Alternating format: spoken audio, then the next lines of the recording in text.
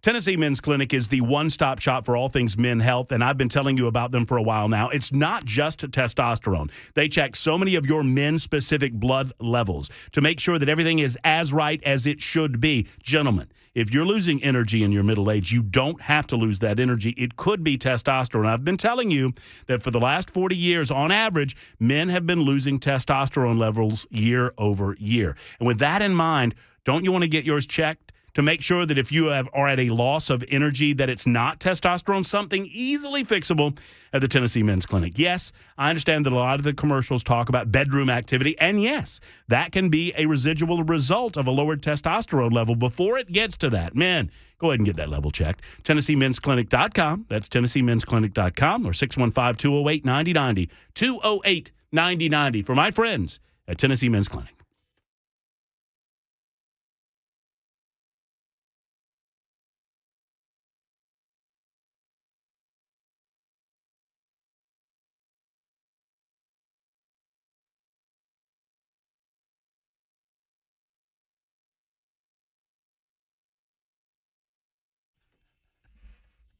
It is hour number 2 of the Matt Murphy Show on Supertalk 99.7 WTN Wednesday edition. I'm not going to tell you what it was, but I just said a sentence to another man I never thought I would say. And I'm not telling you anything other than that. Hello and welcome back. Good afternoon. We make our way to 3 o'clock, the drive with Brian Wilson at that time. Information fueled and opinion driven on Supertalk 99.7 WTN. You can check us out on the Super Text line if you want to interact. You can also check us out on a variety of different formats to include the brand new WTN Talk TV. That is on YouTube, Facebook, Twitter, and Twitch. And if you're watching right now on Talk TV or WTN TV, I don't know what we're calling it yet, you'll see the one and only Dan Mandis of Nashville's Morning News is joining us. And this is an honor, sir. An absolute honor. Yeah, you've never joined me on the show. Well, no pressure. I better not suck then if this is some sort of an honor for you. For those listening this morning on Nashville's Morning News, and you did a great job on very, very little sleep. You know how much sleep I'm going on? Like none. I have not slept pretty much since 1 o'clock. What day is it? So 1 o'clock Tuesday morning, I have not slept. So you weren't, what amount of sleep prior to the injury, which we'll get to in a moment? What amount of sleep? I had been nodding off probably for about 45 minutes. So you were hoping for like 3 hours. Yes. And I got none because, as I explained at 5:30 this morning, and now everybody's walking around, what happened to your head? Right there. Oh yeah, we're on the camera. Right there. Right there. You see that? Yeah. So I'm walking around like Les Nessman with this big bandage on my head. And he was mugged in D.C. You know what? You should have seen the other guy. I got up in the middle of the night to go to the bathroom. Okay. In my disorientation, I'm walking around trying to find either the light switch or the toilet. I could find neither. I thought I knew where kind of the toilet was, and you know how men of a certain age are. You know, we have to go. Got to get there. When nature calls, man, nature calls. And so I'm making a beeline for that toilet. And I smacked my head right into the glass partition, the corner between the shower and the toilet. So early this morning, when I relayed this story, of course, you super texters were talking about the fact that I admitted that I was sitting down when I was peeing. Well, I was sitting down and peeing because I was concussed. I was bleeding profusely from my head. Wait, so you tell a story about injuring yourself in a hotel room. Bleeding profusely. In the middle of the night, bleeding from the head, which could be a very serious situation. I was dizzy. And the takeaway from the listening audience of Nashville's Morning News was, you sit down to pee? That was it. I love this audience. It's cold, man. That's cold. I know. How's everything? You got it under control, obviously. I mean, you look good. Who are you? Where am I? I'm trying to. Yeah, everything's fine. I'm trying to help you out. I got to tell you, this morning, it was touch and go. Like, when I say that I was bleeding profusely, I was bleeding profusely. And so I'm laying there. I'm trying to call the front desk of the hotel. Nobody's answering. And so I'm about 5 minutes from thinking, okay, I'm going to have to go to the hospital. And so You've got one of those stark white, rags, washcloths, right, on the thing. Dude, it was red. I mean, it was red all the way through. That's how much I was bleeding. And it wouldn't stop, and I was getting dizzy. And so I'm thinking I may have to go to the hospital, and then I don't know how I'm going to do my broadcast live from the emergency room, but that would be pretty entertaining. Here's what I would recommend. Just one friend to another. Maybe come up with a different story. I understand that you've now told it twice. But, I mean, nobody. I'm a talk show host. I have to be honest. Just come up with a different story. The AOC bopped you in the head because you said something about her dress, or just something. Nancy Pelosi hit you with her purse because you kind of look like the guy that, banged Paul Pelosi in the head with a hammer. Something like that. I misbehaved at the State of the Union, and they got me with security. Yeah, something. Right. Something. You screamed out. You were one of the ones that screamed out. Was there a lot? Was it as loud in the gallery? The level of frustration when they started booing, when the Republicans started booing, I was a little shocked. I wasn't mad that they were doing it because I was just as pissed off. I kind of like Biden, it. See, I do too. Now you'll see some of the polling out there that shows that the American people didn't like the booing.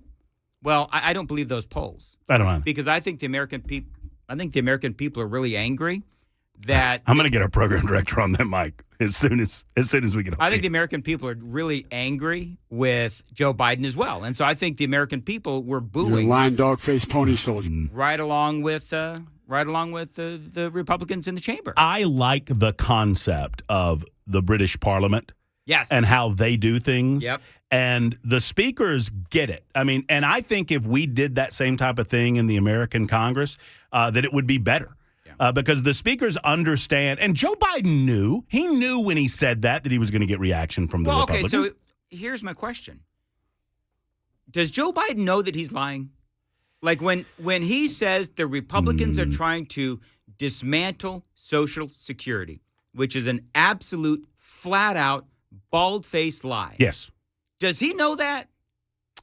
Because it's one guy, and they're Rick Scott, Florida, and they're taking his idea and they're perverting it, and they're using it and they're prostituting Rick Scott's idea to make it seem like all Republicans want to get rid of Social Security, right, which is complete and utter BS. See, it got me all mad now. I think, and I go back and forth on this, and I don't know which is worse. Is it worse that Joe Biden doesn't know, or is it worse that he does know and he says it anyway? He has a long history. We all know. He's been a liar for a long history time. of lying. And so for Biden, it's another day at the park. That wasn't the biggest lie he told last night, though. The biggest lie last night for me was that he can't do anything about the southern border because the Republicans won't give him the funding. Oh, it's just such a garbage comment. Karine Jean-Pierre says the same thing all the time. If the Republicans would just work with us on the border, and everybody knows that's BS. See, that's why I had Scott Desjardins on this morning, and he said that was a visceral reaction, the Republicans. That was a visceral reaction to the lies that Biden was spewing. I was up there in the gallery, and I was pissed. And because the excitement of being in the gallery and amongst all of the political... it's a moment in history. It is a moment in history. And so that went away pretty quickly once I started hearing the lies that he was telling. And the only difference was I couldn't yell. Like if I was at home, I'd be screaming at the TV.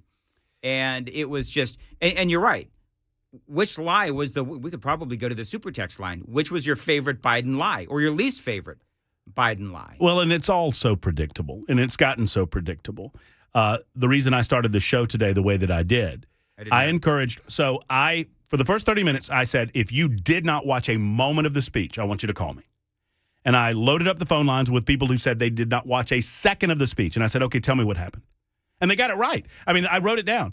Joe Biden told 1,400 lies. It was all Trump's fault. The economy's in good shape. Inflation is Trump's fault. Police are bad.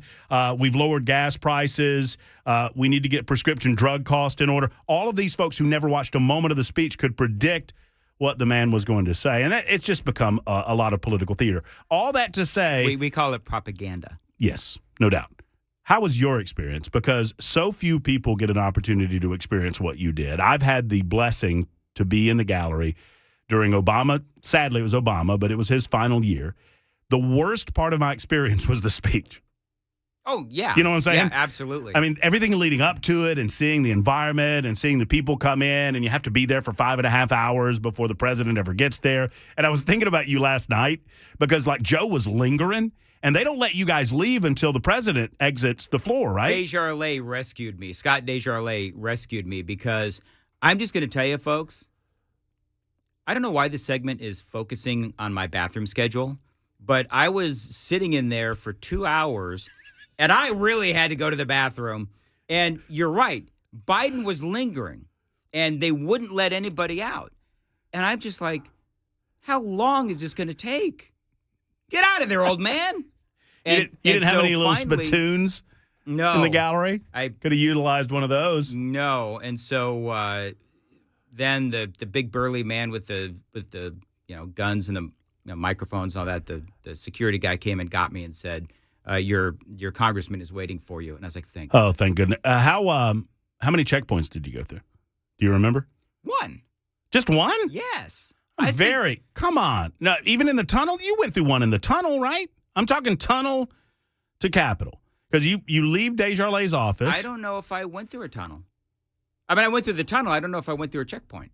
Well, my goodness. Dude, we need to talk about this. Kevin honest? McCarthy's getting a little lax in security. All you people watching on the Supertalk TV, of the two of us, me or Murphy, which one looks like an insurrectionist? It's you, man. You got the hoodie on. I don't think so. You're bald. You got the hoodie on. Not bald. You're balding. You got the hoodie on. Look at you. You've got the wound already on your head. Oh, yeah. You know what? I do look kind of, Kojak-like right now. But you're like Tex Cobb to my Charles Manson. Like, I'm not doing the deed. I'm just telling you to go do it.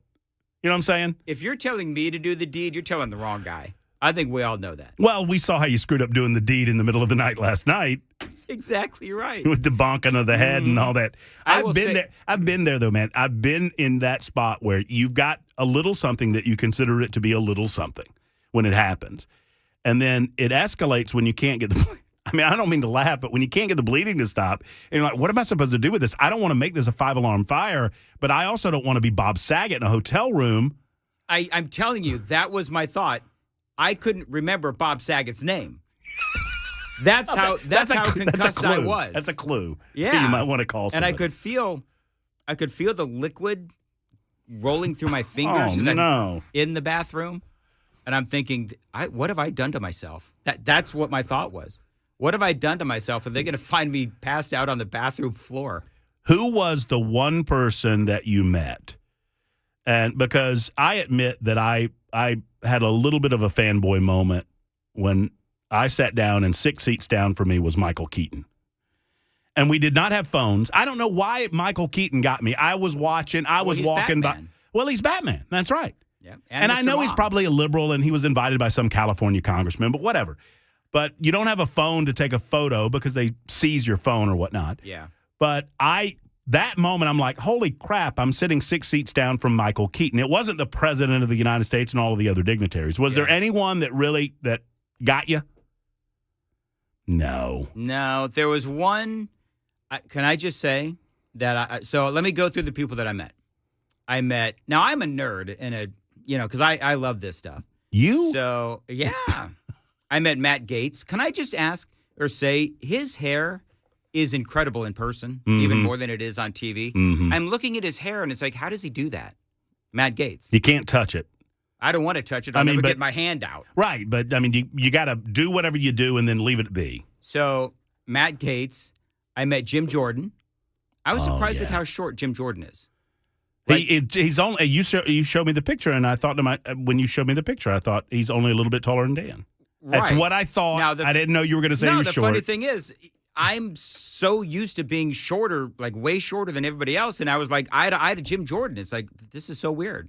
So Jim Jordan, I met, of course, Kevin McCarthy, and He's a taller drink of water, isn't he? he is a taller drink. See, of water. I'm a NASCAR fan, and I realize this when I meet NASCAR drivers, that you cannot tell how large a person is on TV. Especially No, their you can't. height. I mean, if they're That's girthy, correct. you can tell that. But their height, like Jim Jordan, I would have thought Jim Jordan was 6 feet tall. I would have thought that as well. I met Elise Stefanik. How was that? Really good. Did you spend any quality time with Sheila Jackson Lee? No, I'd rather talk about Elise Stefanik. How was, And I met Lauren Boebert, do you remember what Elise was wearing? purple outfit. Yeah. Yeah, really, really, really nice lady, really smart, Mhm. and so on. So who's the other one? Lauren Boebert, Marjorie Taylor Greene. Marjorie Taylor Greene. Who was dressed fetching in her cream-colored or white outfit. She sure was, and I met a whole bunch of folks. Those are the big ones. Have you seen or were you able to see Sarah Huckabee Sanders' response? No, that's the one. really The good. one piece of audio I did not play this morning was Sarah Huckabee Sanders. We're playing it next Okay. on the Matt Murphy Show on Supertalk 99.7 WTN. Thank you, Dan Mandis. You're For welcome. spending some time with us. I appreciate that, especially with the lack of sleep. I hope that everything works out with the head and with the Listen. with the bathroom visits. If anybody wants to start a GoFundMe account for my head, See, the worst part of this, and I'm not picking. Okay, I'm kind of picking. Is that you don't have the hair. right? So if you damage the head and you've got the hair, you can kind of like, stop the bleeding, get it covered up, and nobody's the wiser. Thank you, Matt, for explaining that to me. But You know, the thing is, this is the second time this has happened. I know we have to go. This is the second time this has happened in a month, because this also happened in Ohio when I went to go see my daughter. I hit my head in the hotel room there as well. was that before or after you decided to go snowboarding? That was actually before. Then I had the stupid thought to go snowboarding, and we all know what happened there. So anyway, but Get some enough sleep. of me. Get some sleep. I'm going to go get some sleep. There's Dan and, Mandis, see you. Nashville's Morning News. Good to talk with him. We'll talk with Cameron Smith, get his takeaway, and the Sarah Huckabee Sanders audio. One comment that she said could not be more perfectly stated, and we'll do that next on The Murphy Show.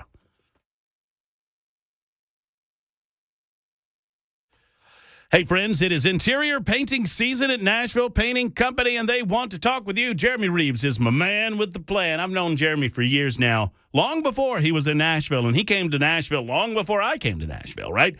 So Jeremy was in Birmingham. He painted my house in Birmingham, and he came up to Nashville about 10 years ago, started Nashville Painting Company, and man, oh man, they've been going gangbusters ever since. I want you to give them a call. When I say it's interior painting season, they want to do your cabinets, they want to do your walls. If you don't like the kitchen, if you don't like the bathrooms, if you don't like any part of your house from a paint perspective, they can fix it at Nashville Painting Company, and they have their most aggressive pricing of the season. Tell Jeremy when you call him. Call Nashville Painting Company. I'll give you the number in a minute. And then you say, hey, Murph said you have some aggressive pricing. And he does. And he'll respond with said aggressive pricing. But first, he has to get out to your property, give you the proper quote. He'll give you exact scopes and pricing, everything that you need to know before making that informed decision. Nashville Painting Company, 615-635-0350, 635-0350.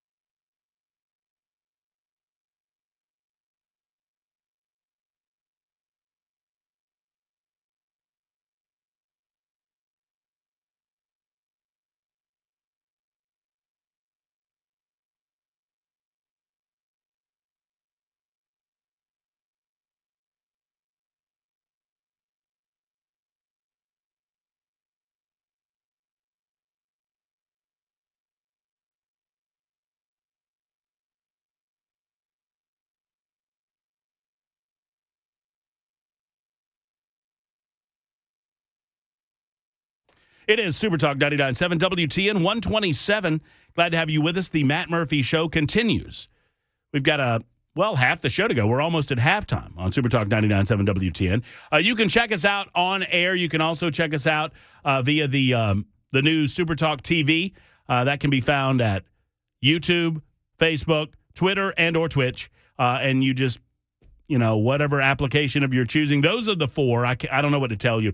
I don't think Rumble will talk to the program that we're using to record these things. So with that in mind, we welcome you back to Talk TV, and we welcome into the studio. You're taking the place of Dan Mandis, who's off to replace his DC wound bandage. It's Cameron Smith of the Tennessean, AL.com, amongst other things, turning on his own microphone like I'm a pro, he belongs. Hello. How are you doing? You look good. Look at your lighting on there. You look so good. Hello. Yeah, we're in the same room, believe it or not, and I'm not this red, but okay. By the way, Dan is definitely the insurrectionist in the group. Thank you. I mean, it's obvious, right? Yeah. I mean, I look too, whatever. He's got the little glasses. He's the mastermind. That's right. He came up with the plot, right? He gives a little Right, exactly. And then we steal the women and whatever. Yeah. Well, I hearing y'all talk about the State of the Union, it was really exciting when all the Republicans came out and said, no, we don't want to touch Social Security and Medicare because we too want to ignore the problem. I mean, it's like that's obviously we weren't going to do anything with Social Security or Medicare. We'd rather it just not be there for you. Right. So the basic exchange for those who missed it was Joe Biden saying politics, politics, politics, politics. Right. And the Republicans responded, politics. Right. Okay. Politics. So you want to know a little secret? Unless I'm there in person, I don't watch the State of the Union. I get the transcript and then video the next day and kind of try to look at it. Mm-hmm. So I'm not just emotionally reacting to it. It's something, we have to look at this kind of stuff, pay attention. And I'm just like, the only moment where there was any animation to Joe Biden was that Social Security exchange. And it was almost like Weekend at Bernie's when the music plays. And it was like anytime the Republicans got all chippy, he'd be like, moo. Kind of feed off that. Let's go. And I was like, see, this is the point. No one likes this guy. He's not a very good president. And Democrats don't even want him on the ticket, right? Not really. And so just kind of allowing him to do his thing and not giving him the Marjorie Taylor Greene, Santos like wing, because that's what he wants and media wants to brand all Republicans as that. It just let him do his thing. It's not going to be great for him. So I was struck with how bored I was. Yes. With the entire thing. And I'm bored not because we're not invested in solutions to political issues.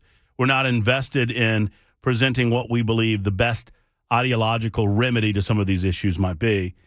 It's because it was all so predictable. Yeah. It's all so predictable that he wouldn't talk about China. It's all so predictable that he would make excuses about the southern border. It's all so predictable that he would not connect the fentanyl pandemic, the overdose pandemic that we're experiencing with the porous southern border. It's also predictable that he would say, we're on the bounce back and we inherited the worst and now it's the best. And I mean, this is all so expected. Imagine he said something like, all the good things are because of things I did. All the bad things are not my fault. That was it. But you know what else we figured out? Joe Biden's not great on his feet. Nah. Like off the cuff. It was just like, what are you saying? So I would mildly disagree with one point, and that is he did get animated at one point in the proceeding. And by the way, I'm intentionally not playing any Joe Biden audio today.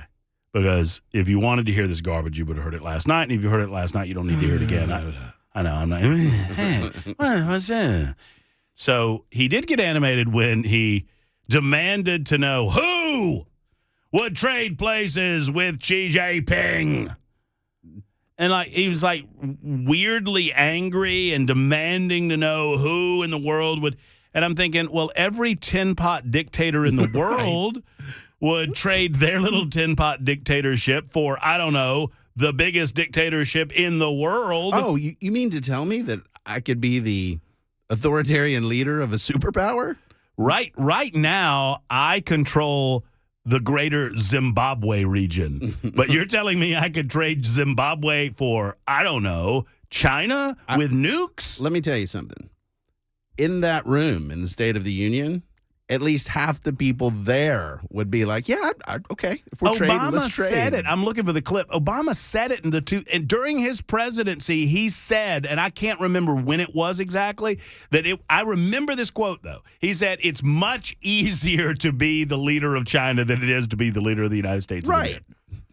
Because you just said, I don't disagree with that because, yeah, you say do it, and if you don't do it, you die. Right. Right? That's easy if you have no morals. So for Joe Biden to suggest that people wouldn't trade seats, of course they would. And, oh, by the way, the last week has demonstrated to me that under Biden's leadership, through no fault of our military, at least the boots on the ground, not the leadership, I'm sad to say I think China's overtaken us as the world superpower. Definitely. The leading superpower. Balloon piloting. Well, when you don't get an aggressive and robust response, when we let you do what you want to do, which is, and then fight back with, well, we don't know we don't think they were transmitting.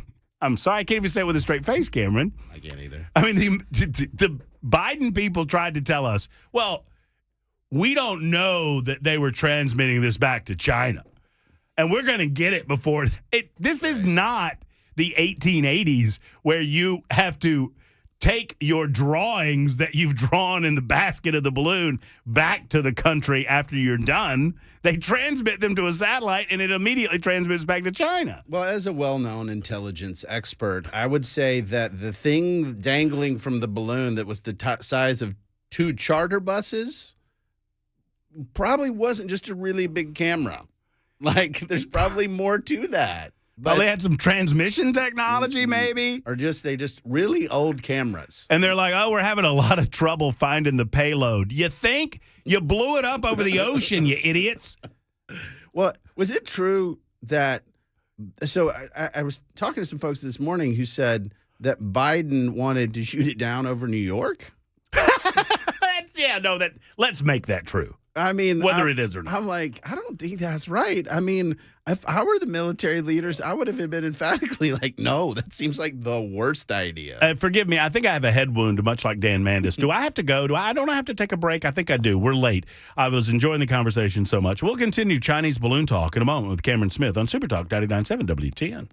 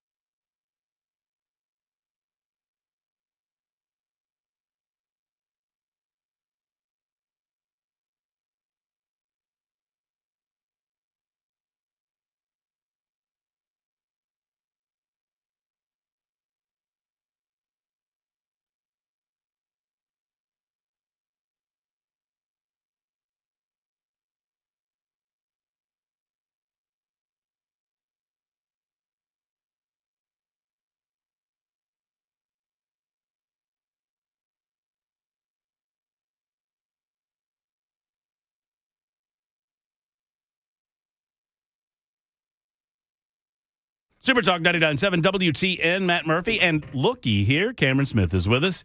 Of AL.com, he writes for the gang down south. He also writes for the Tennessean, located right here. A publication that I have taken exception with on this day, and I'm going to blame Cameron Smith for everything. I love doing this. This is my favorite thing to do. Love it. Because Cameron is the only person that I know that earns a living in part through writing articles that are published in the Tennessean. So he, in part, earns a living working for the Tennessean. So I get to yell at him over something he had nothing to do with. That makes sense. Doesn't it? Mm-hmm. Like this headline makes no sense. Tennessee bill banning trans youth health care passes Senate committee. Yep. So what I learned from this headline, without reading the article, is that the Republican majority in the state of Tennessee, at least in the Senate, they don't want trans children to have health care.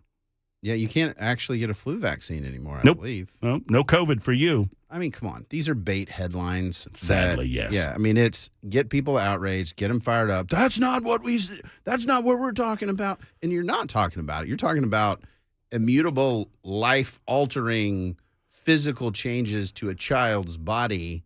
And I get it. This is controversial. And for anybody to say, hey, this is just an easy case, I think you need to think through it. But, man, I certainly see the arguments why they're doing it and the specific thing that they're doing. And I think a lot of people are saying, hey, let's err on the side of caution and say we don't let children vote, right, until they're 18. Can't vote. You cannot go cast a ballot for a political candidate. You know why? Because your brain is not developed. You're and mushy. So Yeah. You're mushy, right? You're not equipped to regulate your emotions, make all the right decisions. Like, I know this as a parent, and that's why you don't want to make immutable life decisions at those young ages. I mean, and I've yet to hear the argument as to if we argue that based on where emotionally or mentally a 14-year-old is, that we're going to make life-altering decisions that can't be undone, then why can't these individuals make decisions about smoking or drinking? Sure. Or other things that might have negative effect on their health in years, down the road? What's the argument as to why they can't make those decisions? As a matter of fact, even more to the point, you just brought it up. Why shouldn't they vote? Yeah. And that to me is at least be consistent on this, right? If you're saying absolutely, children and their parents should be able to make a radical physical alteration to a child's body that will impact them for the rest of their lives, you, in my estimation, are saying by extension, they can make rational adult decisions, which means these other things where we have age restrictions, you should be like, nah, I don't think so. What wears me out is the weakness in the argument and how they simply stick to their guns. And here's what I mean. So they argue, those that are in favor of these types of procedures on Tennessee youth, that these individuals are going through traumatic mental trauma based on gender dysphoria. Okay. And our response, I think I can speak for you in this, Cameron, is yes, and we need to get them every bit of help that they can get. Yeah. Every bit of help from a psychological standpoint to protect them as much as we possibly can and to help ease that psychological pain. We see it, we recognize it, and yes, we want to help. The response is, well, unless you allow these procedures, they're going to kill themselves. And they use flimsy or non-existent scientific data to back themselves up. I mean, the data that they do use, these are studies that are flawed, but there is no study that indicates that you see a groundswell of suicides in states that do not allow these types of procedures versus states that do. And by the way, all of this is so new, those studies couldn't exist if they wanted to. Yeah, and I take this very seriously. I lost my brother to suicide. That's something I've written about and talked about. Mm-hmm. And so the idea that anybody would want to take their life is something that I take seriously. And I think where conservatives and Republicans mess up on these type of issues is they don't get it, right? They don't know somebody who's transgender. They don't know somebody this is a real struggle for them. And so they're like, that's not a thing. And no, it is a thing. Yeah, folks really do have some of these challenges. There are people in our culture, in our society, and there have been for a long time who say, I was born in the wrong body. Right. And that is something we need to say, I see you. I have empathy for you, but those are decisions. If you want to permanently alter your body to address that, that needs to be an adult decision. And what frustrates me, you have two types of actors on the behalf of that individual. One, how can we take advantage of that person's suffering for our own political purposes or to advance an agenda of our own choosing? Mm-hmm. Then the others who might be legitimately concerned about the mental well-being of those individuals that you describe, but they claim that the only remedy is to, A, either alter their bodies in this fashion, or B, pretend. It's this concept that if you are born with that challenge in your life, that your life is not going to be inherently different than others. I mean, we're all individuals, Sure. but you have been born with a rockier road than others. That doesn't make you lesser than. It is a statement of fact. What it seems to me that so many, quote unquote, speaking on their behalf want to do is to create a dynamic by which they don't have to accept that their path is going to be a little more difficult than others. Alcoholics have a more difficult path than other people because they can't manage the consumption of beer. That doesn't mean that we ban alcohol, nor does it mean that we do anything dramatic. You get what I'm saying? Is that they're pretending like we all don't have our own individual struggles that we have to deal with independent. And some that have like deep physical roots, genetic roots, things like that we can actually document, like something like alcoholism that says, oh man, like I am predisposed. Let's say my children are predisposed towards alcoholism. Well, I'm not going to like entertain, do we need to put my kid in Alcoholics Anonymous as a kid, right? I say, look, we're going to address these challenges, but when it comes to alterations to your body that last the rest of your life, we need to be real sure about those decisions. And I hate these type of issues where it just it invites virtue signaling, right? Mm-hmm. It says, well, you defend a demographic without engaging the individual. And I've actually asked, I have one close friend who's transgendered, and I just ask, and I say, what matters to you? How can I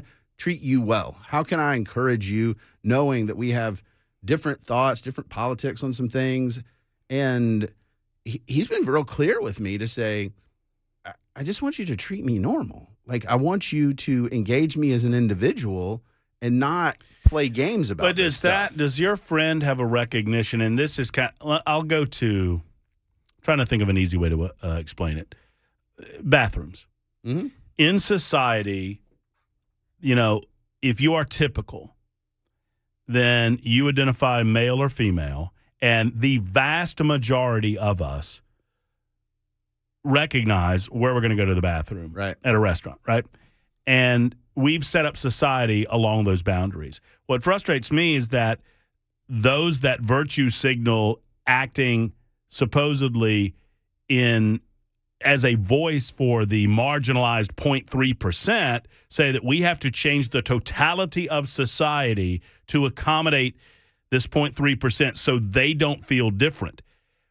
There's nothing that we can do to suggest that they are not different. They are, right? That is a fact of living. That's not to say they're bad or not unique or an individual and important. They're all of those things, but they're also different. Well, and I'll use, this is a great one, because there's no example other than the bathroom issue that points to the absolute policy futility in our politics right now. Mm-hmm. So I get the idea of, well, we should align bathrooms and that sort of thing. I'll use my friend as an example. He goes into the men's room, you'd never notice, ever. And my pushback on everybody on the bathroom stuff is, if you're a man and you come into, or a bio male, and you come into the men's room and you start assaulting me, Mm-hmm. you've committed a crime, Mm-hmm. right? Your gender is irrelevant to that issue, right? So assault's off the table. If you come in there and you just exist alongside me, okay. But my question is, who's the pecker checker in all this? If some dude comes over and says, "I just want to make sure you're For a gosh bio sake, male," watch your language. but that's my point. Is this is a great issue where people virtue signal. And I'm like, explain the enforceability here. If some dude comes over to you in the bathroom, I'm just making sure you're a bio male, you'd be like, what? Well, but you do deal with extremes. Like I saw an issue involving the YMCA or something or another. I forget the specifics of the issue, but a biological male wants to change in the dressing area where, 13-year-old girls are changing to go swim, right? So, I mean, and their parents or even those young people themselves, you say they're not 13, say they're 18. And these women ought to have an opportunity to say, we're not comfortable in this environment. Look, and I've been here for a long time. Once you commit, you can go to whatever bathroom you want to. If you're born a dude, when you commit to whack that thing, good for you. You've shown me a level of commitment that's consistent with my giving you the opportunity to go into the women's room. But until such time, I'm not going to risk my the health of our young people or the safety and security of the young people for fear that there are some that are going to take advantage of a situation brought to them. And we know that those people exist. Yeah, they're called teenage boys. I mean, like or pedophiles. I'll use the teenage boy example, right? So say somebody goes to, and my sons are pretty smart, say they figure out they can just say, I identify as a female, walk right into the girls' dressing room, right? Most teenage boys that figured that out would be like, okay. And the girls would be like, what is going on? I'm there, bro. Right. I'm there. And so my point is... Look, I wore a skirt in 7th grade to get a tongue kiss from Melinda Parrish. I'm not kidding. You do what you got to do, man. You do what you got to do. I was in a pink skirt. Ms. Boyd told me if I was going to dress like a lady, I had to sit like a lady because I had crossed... Anyway, I'm sorry. That's a true story. This just got real wild real fast. But my issue with all this stuff is, like what you said, is there's folks that are genuine that have said, I've transitioned, I am doing this. And there are folks who are not. And the teenage boy problem of, my sons in no way want to identify as a woman. If they thought it would be funny, like a joke, to say that. But imagine the school administrator runs up against that and says, well, I can't punish them because our policy is if you just say magic words, then you're whatever you want to be. Well, and the issue that we're dealing with is that you have a legitimate issue that merits legitimate address. And then you have separate from that, well, intertwined and intertangled in it, you have a damn clown show. Yep. The clown show of, you must treat me special. You must call me these pronouns, those pronouns. Otherwise, I destroy you socially on social. You're dealing with all of that clown show in the midst of, here's a legitimate set of circumstances that we ought to take note of. And I should try to accommodate where I can and where I can encourage and support people who are different than me. Look, that's good to do. If I encounter someone and I call that person a he, and that person politely requests that I use she, I'll do that. But if that person starts screaming at me for not knowing in advance, that's a different set of circumstances because you have a different purpose. Your purpose is not to be treated like you want to be treated, and I'm going to be respectful of that. But what I'm not going to be respectful of is I have to call you they when you're not a plural. Well, and I'll use my friend as an example. Transition from bio-female. Hold on, do the example in a second. Sure. It's 152 on Supertalk 99.7. If you have thoughts, Super Text line is open and available for you. You can also call us up on the phone lines. I'm going to lock the door and make Cameron stay late because he was here late. I don't know if anyone noticed, but Cameron was supposed to be here earlier and he wasn't. It's true. We're on Supertalk TV, or we're also calling it WTN TV, and I don't know which I'm going with yet. Hey, coming up a little bit later on, some fun facts about the Super Bowl you might not know. I'm going to do that with Mac Morey toward the end of the show. Plus, you on the phones, you on the Super Text line, and you on TV. Supertalk 99.7 WTN.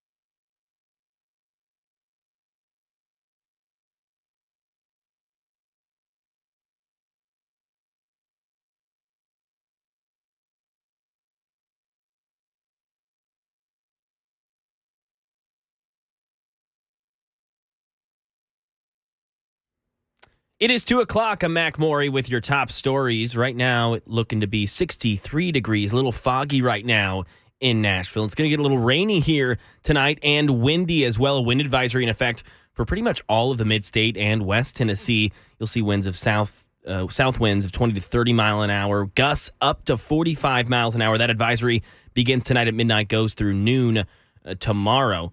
Weather and traffic coming up just a few minutes away. Let's continue some coverage of President Biden's State of the Union address. Tennessee U.S. Senator Bill Hagerty tells WTN's Nashville's Morning News Biden is lying about Republicans the president claims want to cut Medicare and Social Security to get a deal on the debt ceiling. A blatant falsehood. To stand there and lie before the American public on national television. You could see Kevin McCarthy's face. I wasn't sitting far from him at all out front.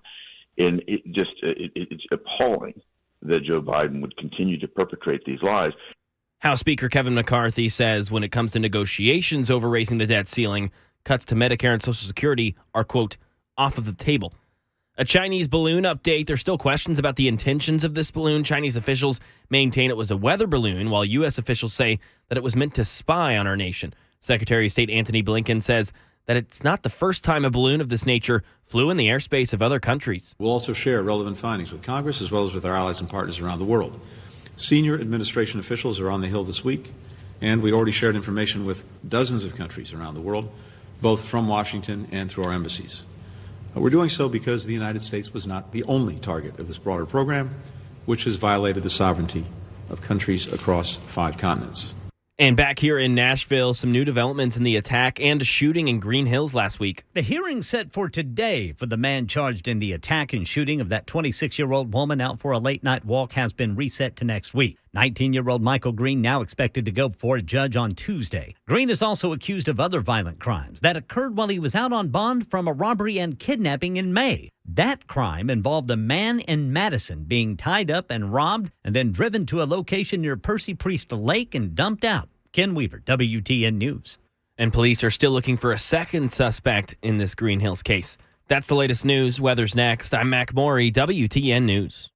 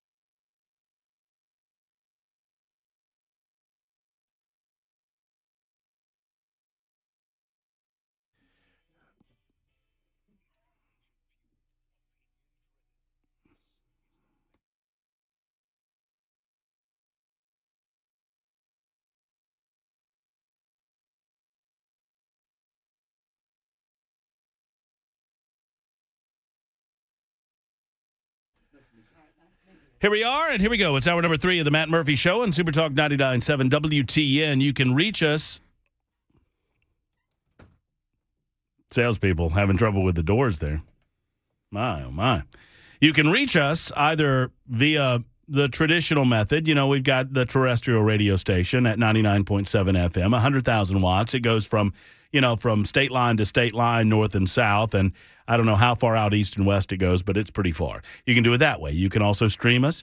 Applications abound. iHeartRadio. You can go to our website and stream it via that website. You can also download the app, and that's where I listen most mornings to Nashville Morning News with Dan Mandis on the app. And then there is the Talk TV side of things, where you can find us on YouTube, Facebook, Twitter, and Twitch. We are live up and running on Talk TV, and you're invited to be a part of that. Just join us and let us know how ugly we are, how pretty we are, or whatnot. Cameron Smith, speaking of pretty, remains in studio with us. He's here till at least 2:30, or I kick him out, whichever comes first. By the way, is Mac Maury back there? Because, yeah. You know how I was talking about I was compelled to nickname you Mahomie? Mahomie. Based Honored. on your love of the Kansas City Chiefs. Cameron Smith had a different idea. Oh. And I kind of like his idea better. Oh, gosh. I'm here for you. And Cameron. no, you'll love this. Okay, good. This good, is good. going to be great for you. So Bell K's having trouble with his voice. He has a frog in his throat, He which does. I predicted that it. At first, I predicted that it's a tumor, and now I'm a little. I don't want to be right, but are you? It's full-blown laryngitis. What's going on over I there? don't know. I mean, I feel Hey. I feel fine. I'm like no issues. Turn it off. No issues working, but I just can't talk. You rang. So I need a vote on this because we came up with 3 possibles. Okay, great. All right, based on Supertalk 99.7 WTN TV, a.k.a. TNTV. Ooh, I like that. Mm-hmm. TNTV, nice. Yeah, based on that, apparently the older ladies, they love them some Mac Maury. Mm-hmm. And so, That's fantastic. Who doesn't? and so the 2 nicknames that Cameron and I have come up with, and this is a working group, right? So there's no bad ideas in a brainstorm session. Absolutely. Cameron, you initially came up with jailbait, Mm-hmm. which I then modified to cougar chow.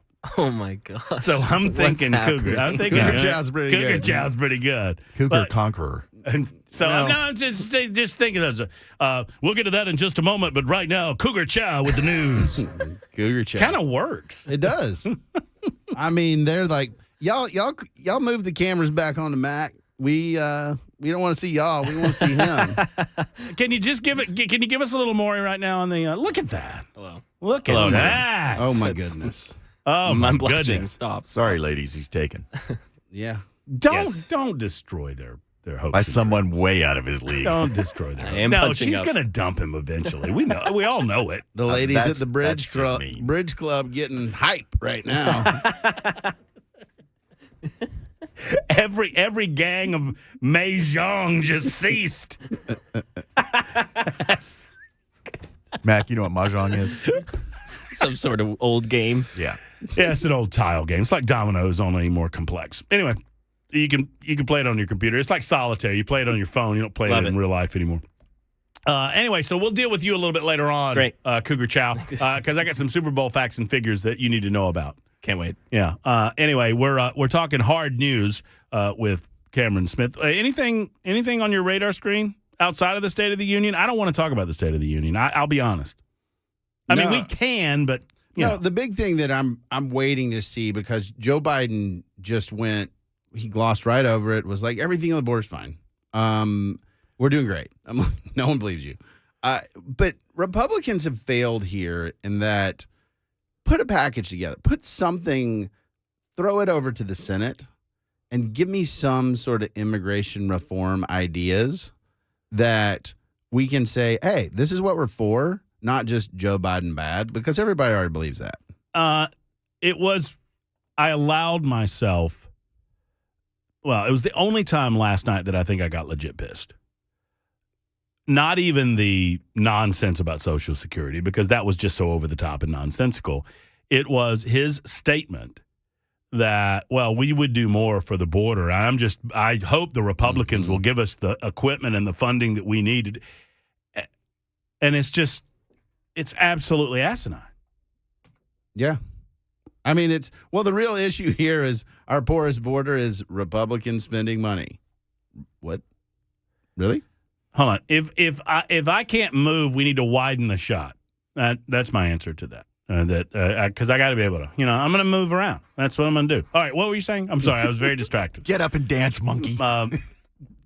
Laryngitis Bell over there was telling me that I was out of frame on the television. I'm like, I got to move. So people on the radio don't realize this, but when we're talking and other things are going on, Bell and other folks can basically chime into our ears and say things, which it literally, if you have any thought whatsoever, it just goes poof. I don't know how TV people do it. I don't either. Because in television, just to pull the curtain a little back, so Bell will occasionally talk to us in her ear, but Bell is and I will give Bell credit, he's very good. Sure. Because he recognizes the longer he talks, the more he's exploding my brain. Right. So he tries to get what he needs to tell me out in like 4 words, like, you're out of frame.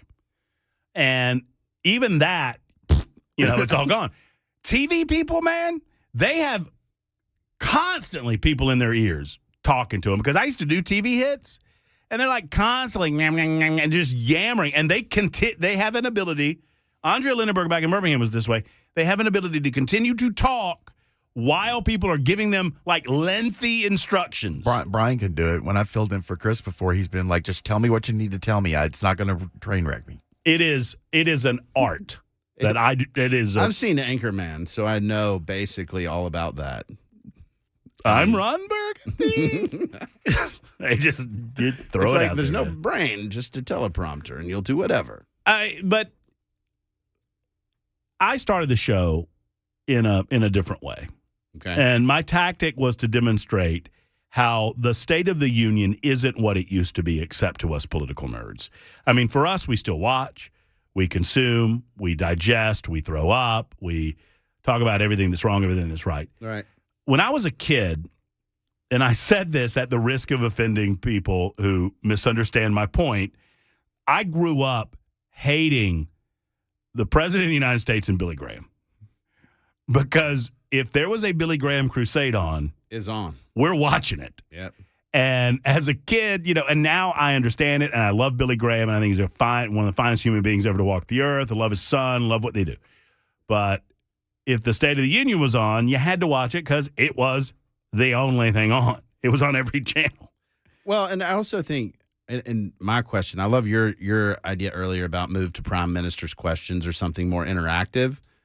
The reason we had the State of the Union, and it's required for the president from time to time to basically deliver remarks on the State of the Union.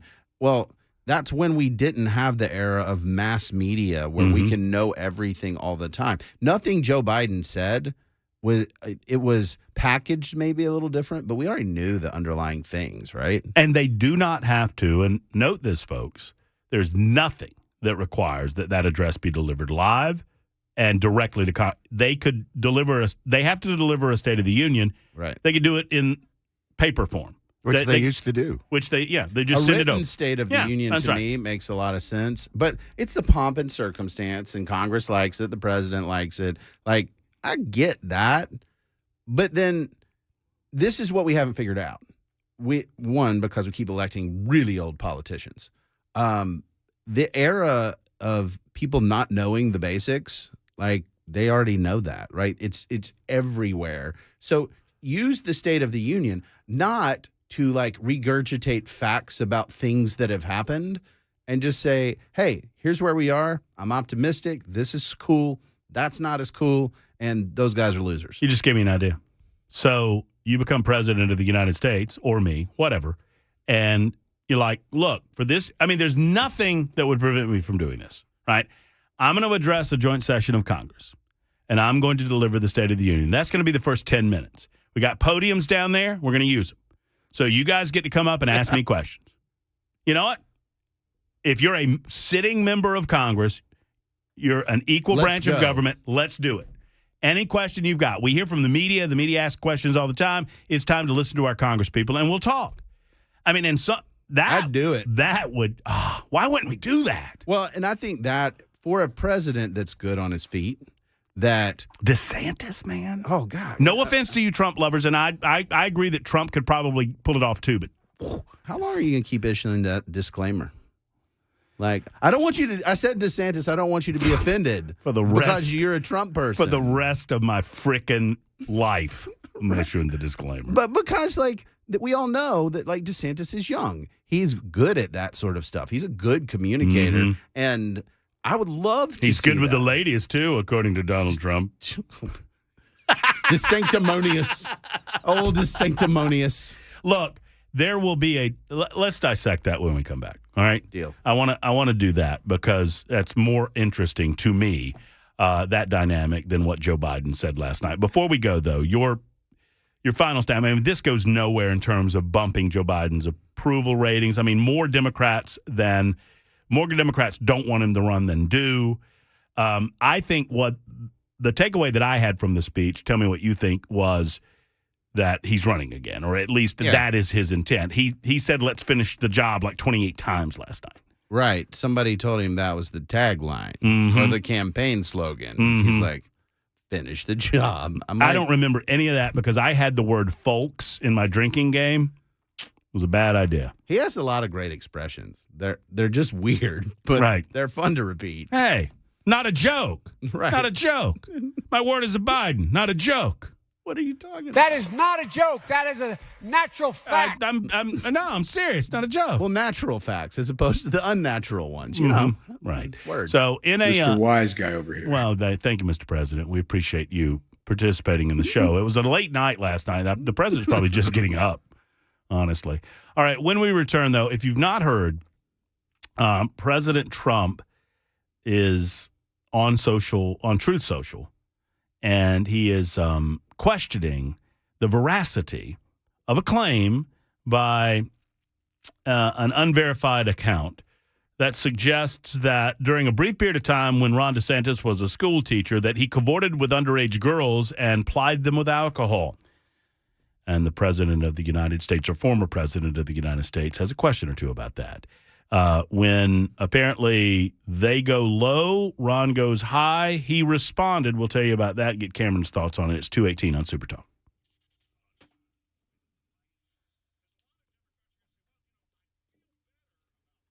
Gil?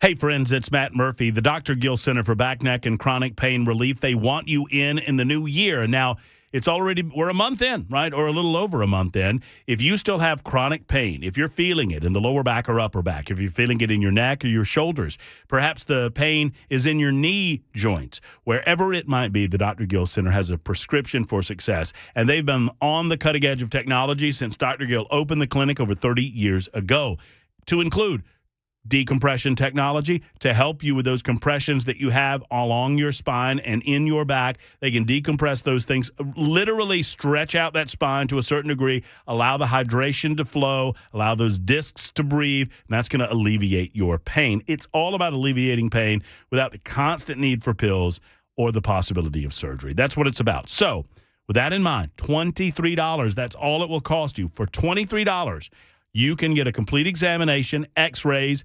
They'll go over the findings, and they will develop an avenue for success for you or a family member of yours. If you know of a family member in deep pain, or if you find yourself in a lot of pain, you need to call the Dr. Gill Center for Back, Neck, and Chronic Pain Relief in Franklin. 794-0800. Tell them Matt Murphy sent you. 794-0800. $23, and you potentially could be pain-free with the Dr. Gill Center.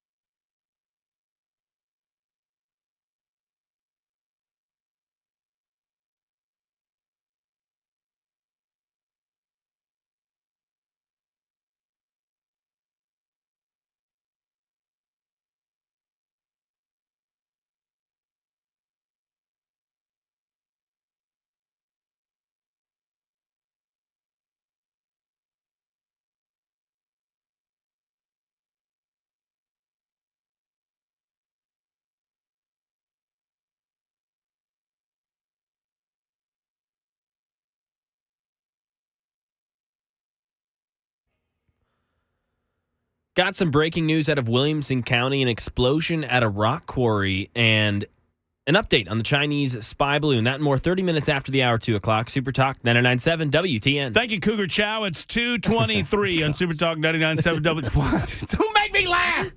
Don't make me laugh. That was great, man. I was trying to get away with it. Thank you so much, Cameron. That's what she said. And then once we get into it, then I just throw the double C. Right on double C. And he'll know. C squared. And he'll know, and the audience will know. We don't even have to say it anymore. Bad mamma jamma Look, it's for the not Bridge my Club. look. You live a life of incredible blessing because of your talents and your fine, handsome, good looks. Yeah. And so I'm not going to spend a moment of time worrying about picking on you about how good looking you are.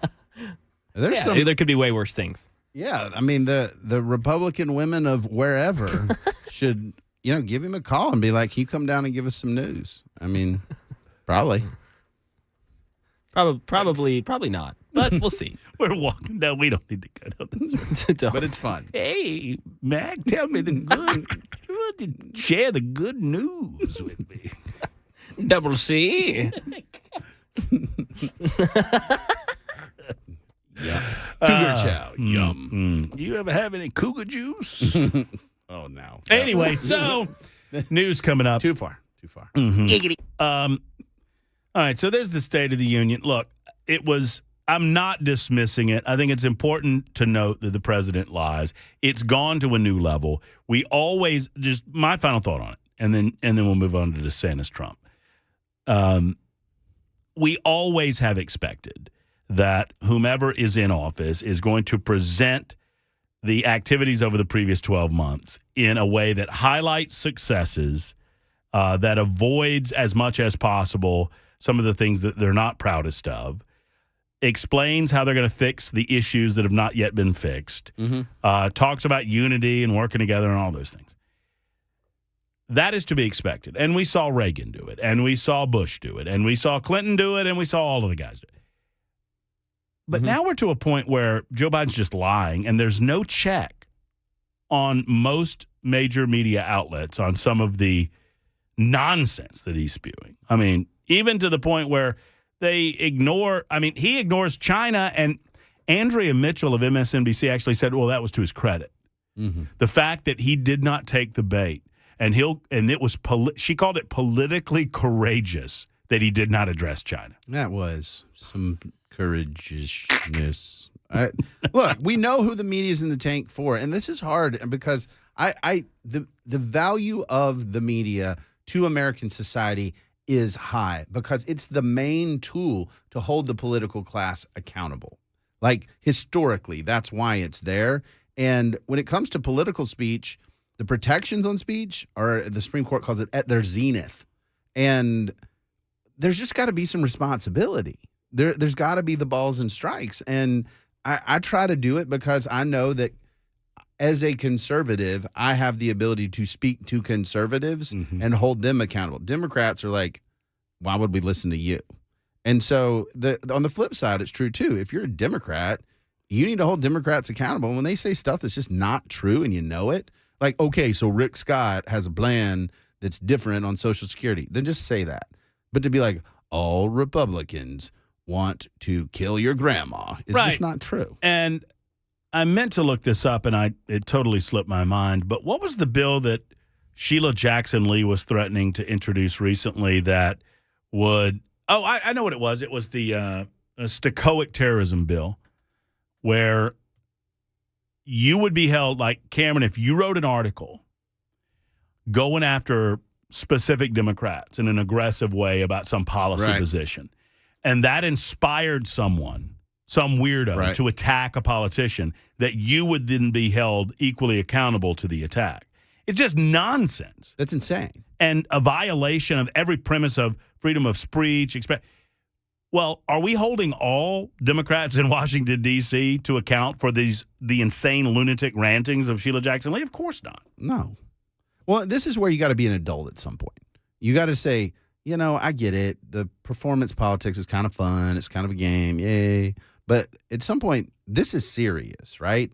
How we govern, how we lead the country matters. And so I can disagree with you, but at the end of the day, I'm stuck in the boat with you, so I don't want to set it on fire because we're all Americans, and we've got to remember that. It's so easy to be like, you are my enemy because we disagree over politics, and that's just not the definition of an enemy. In other news, I just pulled up the super text line, and I've just seen reaction to our new nickname for McMaury.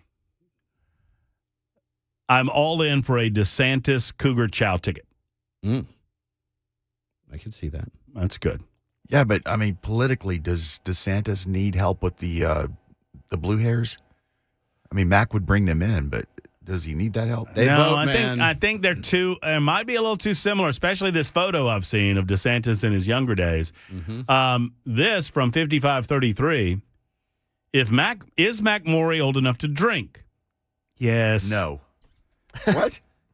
Inconclusive. Is that his real last name, or did he just pick it so it rhymed with story? Well, if he picked it, it would have been McMaury's. Yeah, McMaury Stories. Yeah. No, didn't pick it. It's just a naturally awesome name. And then she signed it Spring Hill Cougar. That's awesome. I got smiley face, smiley face, smiley face, cougar juice. That's gross. Don't need that. Cougar Chow, y'all are killing me. Yeah, we're killing ourselves, literally. Cougar Bait should be his nickname. I think Cougar Chow's got a little Cougar Bait, alliteration. Cougar Chow. Yeah, whatever. Well, I can. I mean, we're open. I mean, this is a brainstorming session. I can put a poll up on Twitter in one of the breaks. Well, that's what I'll do. At the next break, we'll put up a poll, and you guys can go vote. I'll put it in the chat on the video feed, and you can vote. There you go. You can vote. Cougar Chow, Cougar Bait. I just know my girlfriend Hannah is going to be thrilled about this nickname update. She's going to love this. If she can't fend off the Cougars, then is she the one for you? I mean, come on. Is she? I mean, I'm pretty sure she's got 1 foot off that boat anyway. I mean, come Stop on. that. Dude, come on. Seriously, Mac, look at her.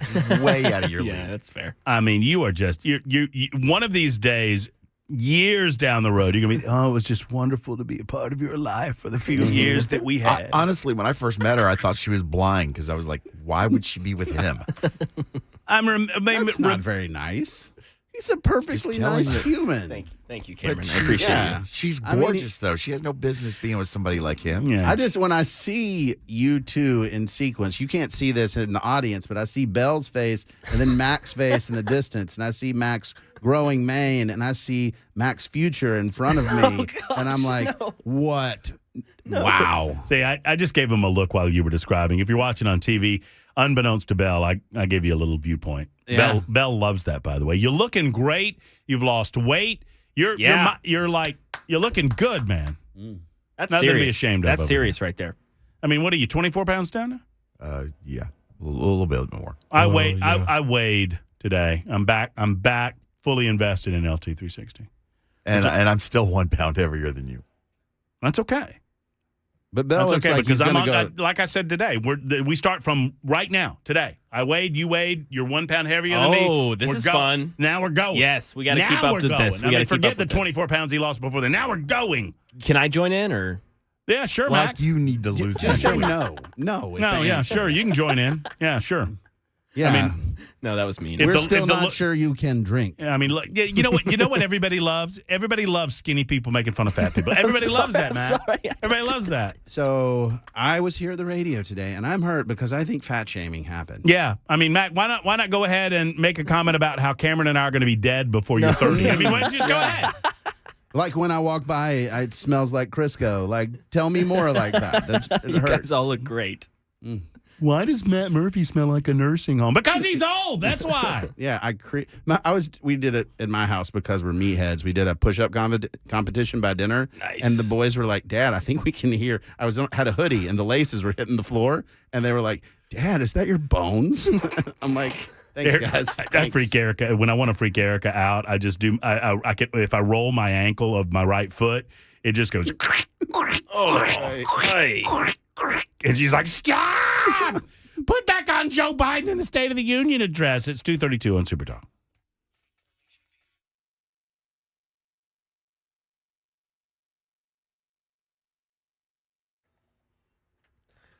32 minutes after the hour of 2 o'clock. Right now, 61 degrees in Nashville. A little foggy. Got a wind advisory that'll go into effect tonight at midnight. Tonight at midnight, and it'll stay in effect till tomorrow at noon. South winds 20 to 30 miles an hour. Gusts up to 45 miles an hour. And, of course, that's paired with showers that we'll expect coming here in the next few hours. Weather traffic coming up just a few minutes away.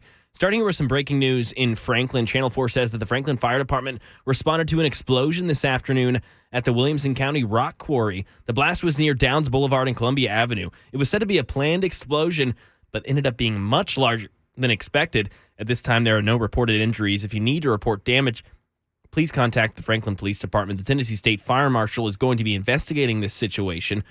Now, going over the latest on the Chinese spy balloon, the U.S. Coast Guard continues its search and recovery of fragments from the balloon's payload, and that operation is expected to take several days. Here's Justin Finch. Defense officials say that spy balloon measured roughly the size of 3 buses before U.S. fighter jets downed it last weekend off the coast of South Carolina. The FBI and NCIS have already begun cataloging wreckage, and Pentagon Press Secretary Brigadier General Pat Ryder says what's being recovered is valuable. This last week provided the United States with a unique opportunity to learn a lot more about the Chinese surveillance balloon program.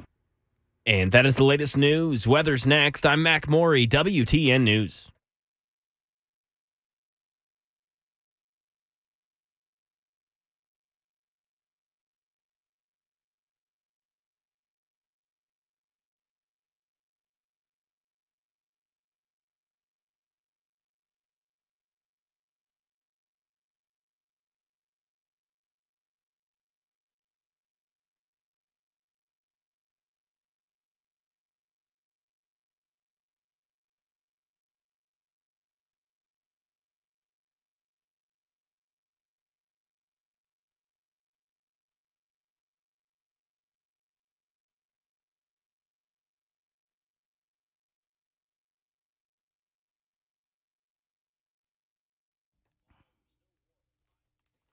Hey, friends, it's Matt Murphy. Let's talk about hearing loss in the new year. I know it's a sensitive subject because unless the person that is experiencing the hearing loss brings it up, you don't want to bring it up, right? But you've noticed how there may be receding in general conversation. If you have a group setting or a group dynamic, maybe you're the one that's doing so, or maybe you've noticed a loved one is doing that. Maybe the loved one is asking you to turn the television up and up and up and up and up and up and up. Before you know it, they're talking as loud as Matt Murphy. If this is the case, Brentwood Hearing Center wants to talk to you or that loved one that has hearing loss because people wait too long. And the hearing devices that are available now, they are so modern, they're so incredible that they have a device right for you, first and foremost, and it's not one of your mama or your daddy's hearing aids. These are hearing devices for the modern age, for a lifestyle that, you might be trying to keep up. Regardless of whether you're swimming or you're showering, whatever you might be doing, they've got a hearing device right for you that you can wear all the time. Call Ronnie and Brentwood Hearing Center. Schedule an appointment today. I think you'll be happy you did. Go to BrentwoodHearingCenter.com to find out more information first, and then make that call that so many others have made. 615-377-0420. 377-0420. Better hearing for a better life with Brentwood Hearing Center.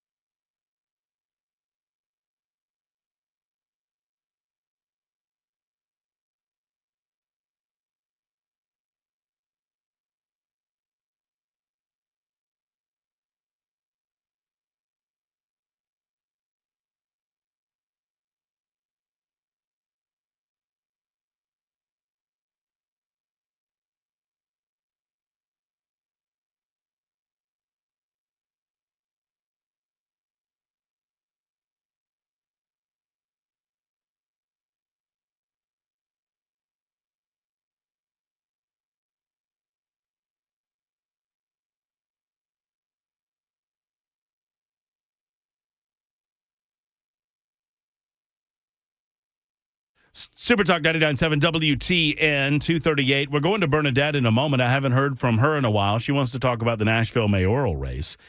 I still have yet to get the take from Cameron Smith about Ron DeSantis versus Donald Trump. Ron DeSantis has responded. But all of that, McMurray, takes a back burner to the reaction that we are getting currently from the listening audience on the Super Text line regarding your new nickname and the new poll that is up and running on this same subject. Cameron Smith, what have you got on the poll? So far, at D. Cameron Smith. You want to be part of this? Go vote now. At D. Cameron Smith. That's D as in David. Go vote because right now Cougar Chow has a 2-1 advantage. Well, there you go. What are the choices on the Twitter poll? Just Cougar Chow and Cougar Bait. We'll make it simple. Yeah. I think I really feel good about the Cougar being in there, though. I feel good about that. We don't want to do all that. He doesn't seem... Yeah, Cougar Chow just sounds better because it sounds like, this old woman's just going to eat him up. Yep. I see that. Yeah. See, Cougar Bait's more like we're presenting him in hopes that the Cougar comes by. But let's be honest, the jail couldn't work because, man, he is not going to survive in jail. We all know that. Let's be real clear about that. 7866 says, you think your bones crack and pop now, wait till you get really old. That's the truth. That sounds not inspiring. Do a one-night auction. Cougar Chow to the ladies. Donate funds to Mandis. Wait, hold on. Don't make me laugh. I got to say this. We need to do 6178 encourages us to have an auction where we auction Cougar Chow to a lady for a date, and we can donate the funds to the Dan Mandis Head Wound Fund. That's fantastic. That's good. You in, Matt? Mac? No. Come on. You're no fun. In a moment, we'll get to Super Bowl picks. Don't you worry. Not Super Bowl picks. We're not doing that yet, but Super Bowl fun facts. Yeah. We're doing some of that. I'm presenting it for Mac Moore because I know how exciting he's getting over the game this weekend between the Kansas City I don't Chiefs. think he's worn anything this week that didn't have Chiefs on it. No, he did, and I'm telling him if the Chiefs lose, it's because Tuesday? Yeah. Was it yesterday or Monday? It was because, I believe it was yesterday. You wore the Tennessee Volunteers gear, and I'm like, what are you doing? You got 28 Kansas City Chiefs tops. It's true. I do. But I'm back. I'm back in the red. Speaking of tops, my wife bought me something. I don't know if it was a Valentine's Day gift or a Christmas gift. It came right in the middle. She said it's just 'cause. It's maybe the finest Christmas present I've ever been given. And it is a Chicago Blackhawks Clark Griswold game jersey. That's pretty awesome. Like what Clark wore in National Lampoon's. There's a point where he's wearing a Blackhawks jersey. My wife bought me. Right now, Mac is like, who's Clark Griswold? Yeah, that's probably true. Yeah. Donald Trump, in my estimation, should be attacking Democrats right now. Yes. There's plenty of time for him once a race or a field is set. I mean, right now he's the only guy in it. Did Haley declare? Did she say she's running? I think she said she's considering it. I don't think she officially declared. So, she basically said, I'll be declaring later. Right. All right. So, Trump's the guy in the race. Yet he's going after Ron DeSantis. There was an internet post. You can find anything you want on the internet, and there's a photograph of reportedly of Ron DeSantis at an earlier time in his life, and he's got a couple of women that he's with, and looks to have a beer in his hands, doing nothing untoward in the photograph. But the suggestion is that these women were high school students, and he was a high school teacher at the time. Only about 4 or 5 years age difference. And Donald Trump retweeted this. I don't know that it's the best political play for Donald Trump to say, let's put up our personal lives for intense scrutiny. Shocking, huh? And see who comes out the better for it. Well, one, this is like a lose-lose all the way around for any politician, right? Once you start, let's go examine what we were doing in our 20s. Okay. But the real issue here is Ron DeSantis knocked this one out of the ballpark because he said, I spend my time delivering results for the people of Florida and fighting against Joe Biden. That's how I spend my time. I don't spend my time trying to smear other Republicans. This is Reagan's thou shalt not speak ill of other Republicans. And I think it's a great tactic right now. Just to be like, no. Do you think that Trump is attempting to bait? Well, what's his goal? I mean, is his goal, I'm running for president, I want to clear the field as early as possible. Ron DeSantis is obviously the biggest threat to my successful primary. Therefore, I'm trying to destroy that threat earlier rather than later. Is that the idea, I guess? I like, when we were off air, you mentioned the original and the sequel, right? Trump still thinks we're in the original. Like, this is the first time we've ever seen him do this type of thing. It's not. And Trump, as you said, feeds off of that negative the energy blowback. That comes back. Like, yeah. he needs DeSantis to attack him and get into the mix with him. And then, and that's always a losing proposition. Yes. And because Trump lives and breathes in that arena. Yes. And so he's like, I'm going to poke at you. I'm going to poke at you. Then you're going to pop off. And then he'll be like, why are you popping off against me? I could almost hear him like, I'm going to poke. Right. I poke. Just little pokes. Guys. DeSantis, he's going to pop. He's going to pop. Yeah. And that's what he's trying to do. And DeSantis is like, no. I don't have to play your game. I haven't announced a candidacy, and in many polls, I'm the leader. And so DeSantis is like, let me just kind of Reagan back to you and move on. And that's the right strategy. Yeah, and I just think it's misplaced at this stage in the proceedings. I understand that it plays to his base, but I think that base is, I think it's smaller than he thinks it is with regard to this specific play. Yeah. Right? If you're going after Joe Biden, most Republican conservatives are going to be right on board with you. Sure. Absolutely. No doubt. And we'd love to see it. But when you're going after someone like Ron DeSantis, who is looked at as a very powerful player, possibly with the exception of Donald Trump, the most important Republican in America today. Maybe Kevin McCarthy beats him out. But maybe. But in terms of. Kevin McCarthy beats out Donald Trump right now. He's Speaker of the House, right? Right. It just seems mistimed. And it seems like we've seen this show before. Well, and it's with different people, though. I don't mean to interrupt you, but Jeb Bush and Ron DeSantis are two different people. Right, and he's trying to treat Ron DeSantis like Jeb Bush. It worked for Jeb Bush because it worked. Right. Because Jeb Bush was low energy. Jeb Bush seemed to be there as the heir apparent of the Bush throne. Yeah. He was always establishment. He was always embedded in the swamp. Ron DeSantis is none of those things. Yeah, and I think that's where the misplay is thinking, well, I did this once. I'm just going to do it again. And right now it's looking like the bad sequel, right? That where it's like, okay, but like you're going after Republican. It's not really doing what you think it's going to do. And he's not playing your game. So you just look kind of annoying. And the annoying candidate doesn't do well. Dan writes in, one thing to consider is that Trump is direct messaging as much or more at the money backers, like Rana RNC, Never Trumpers, that created PAC for DeSantis and want to fundraise off of it. It's a warning. DeSantis knows if he runs, he's going to get attacked. So Trump's play is the same play it's always been, and DeSantis does not have any trouble raising money. Like, he can raise money hand over fist. Right. That's not an issue. And then this, more importantly, back to the major story of the hour. Mm-hmm. FYI, Cougar was the call sign of the pilot Maverick replaced at the start of the first Top Gun movie. Please get Mac a flight helmet like the one in the movie to christen his brand new nickname. Those are expensive. I know, but we'll figure something out. I could see him in a flight helmet doing the news. That would be pretty good.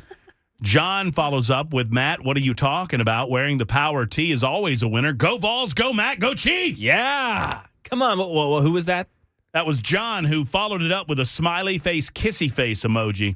Matt. Okay, John, don't know about the last part, but yes. Other than that, Cougar Chow approved. Baby. All right, we'll come back with a few Super Bowl facts you maybe weren't aware of. Actually, before I go, I promised that I would get to her. Bernadette has more serious matters to discuss. Like, Bernadette, it's my understanding you're announcing for Nashville mayor on our show today. Is that correct? No, I'm not announcing. I just wanted to talk about it. Who's the? How are you, sir? I'm doing good. I hope you are. I'm great.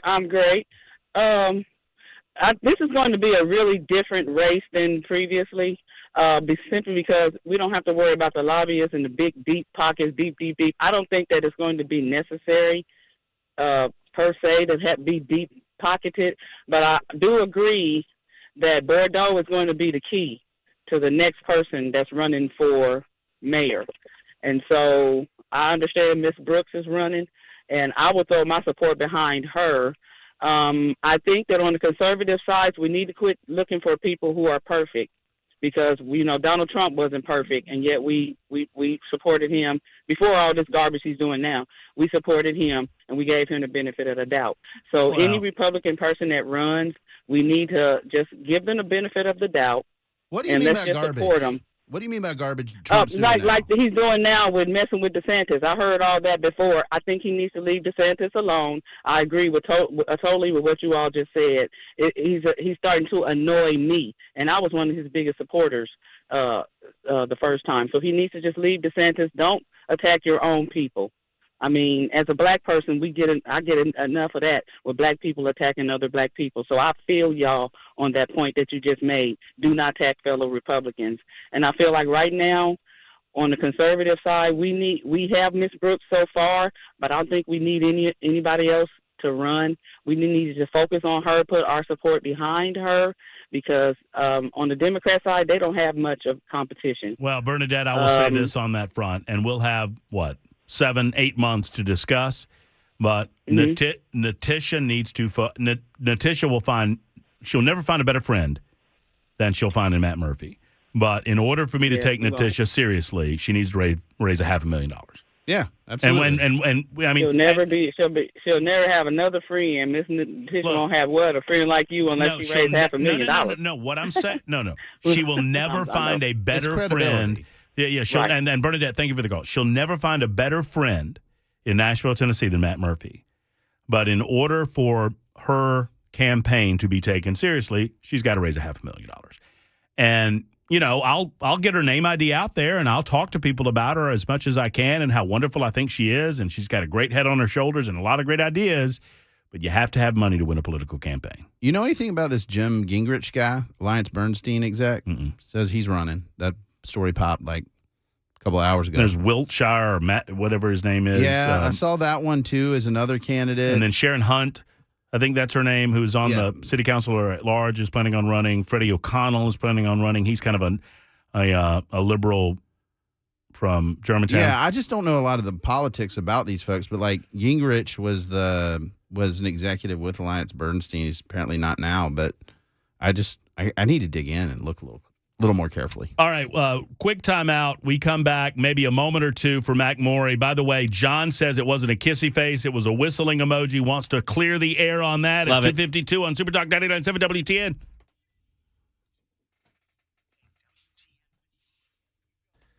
All right, so the heat goes out. What do you do? I mean, just the heat goes out. What do you do? Do you know? Well, if you don't, let me talk to you for a moment, because I have found the solution for you. It's in the form of Jeff Eddy and Efficient Heating and Cooling. Write this telephone number I'm going to give you down. And once you write it down, maybe pop it in the junk drawer, put it up on the fridge with a magnet on top of it.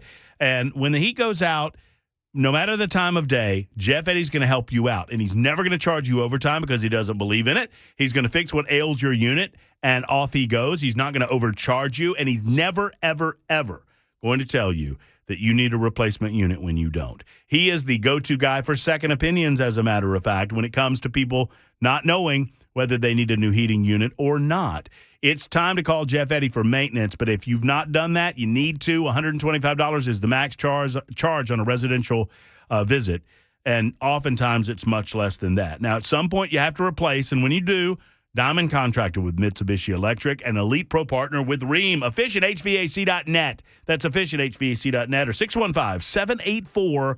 784-4424 for Efficient.